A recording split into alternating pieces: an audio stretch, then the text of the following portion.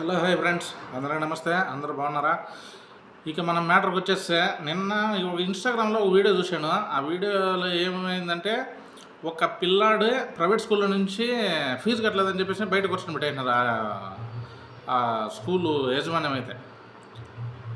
ఆ యాజమాన్యం ఎందుకు కూర్చోబెట్టిందంటే, ప్రైవేటు ఇంకా వాళ్ళు తెలిసిందే కదా, డబ్బులు కట్టకపోతే బయట ఏదో కూర్చొని పెడతారు. కానీ వీళ్ళు పేదవాళ్ళు చేసే తప్పు ఏంటంటే, మనలాంటి పేదవాళ్ళు చేసే తప్పు ఏంటంటే, మన సంపాదించే దానిపైన కూడా ఎక్కువ ఖర్చు పెట్టి అందరి మీద రిచ్గా బతకాలనుకుంటారు, కానీ కాకపోతే అది అవ్వదు.